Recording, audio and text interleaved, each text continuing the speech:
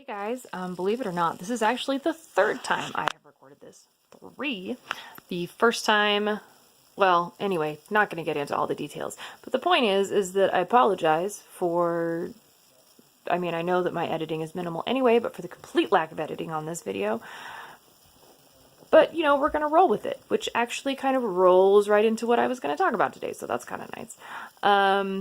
So I wanted to talk today about this little trick. Sorry, I've got a cat wanting my attention.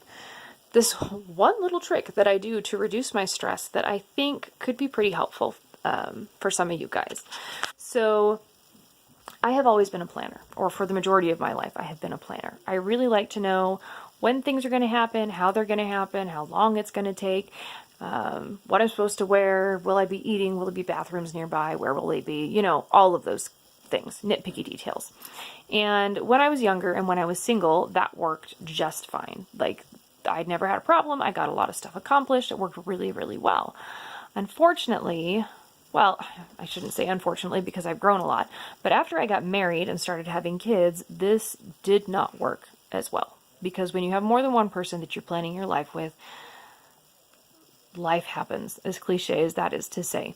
So, a kid gets sick or your spouse, their schedule gets changed or what have you, and all of a sudden your whole day is just completely messed up. Or your whole week is messed up, or even your whole year. It happens.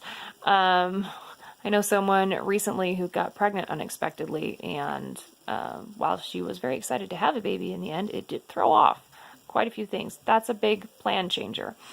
Anyway, so plans. I was really addicted to plans. I would have a plan for every single day, for when things were going to happen, for how long they were going to take, for who was going to be involved, and how each event was going to work. And as I reached a point in my life where it wasn't so insulated inside of myself and in my experience that I could control all the factors going into my day, this started to cause me massive stress. At first that was okay, and then I had my kids, and it was after having my children that or during, I guess, between, whatever, that my anxiety and depression started getting really bad, especially my anxiety.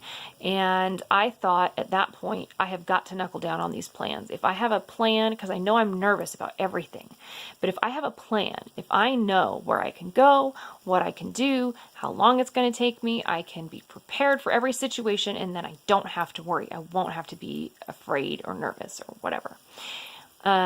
It turns out that doesn't actually work, because you can't be prepared for everything. You can never be prepared for everything.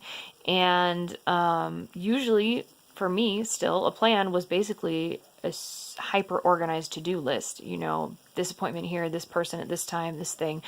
And not that planning skills are bad, they're not. But they can add a lot of stress to your life if you are really, really set on the plan.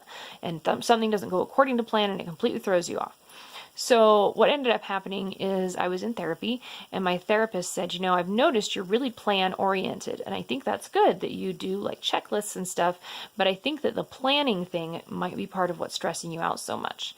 So I want you to try something different. She said, I want you to approach your life as concepts rather than plans. Over the years, it has evolved into me calling it an idea instead of a concept, because for some reason concept just never stuck with me. So now, instead of saying I have a plan, although I do often use plan, I guess, out loud, but in my head I say I have an idea. I have an idea of what's going to happen. So like, I have an idea of what's going to happen tomorrow. I know that my husband needs to go get a suit, that the girls are going to go with him, that I am probably going to clean the house. I'm not sure exactly what I'm going to start with, but I know that that's like there, and that we'll have dinner about between 5 and 6, unless that changes, because the husband's going to be out with the girls, so you never know.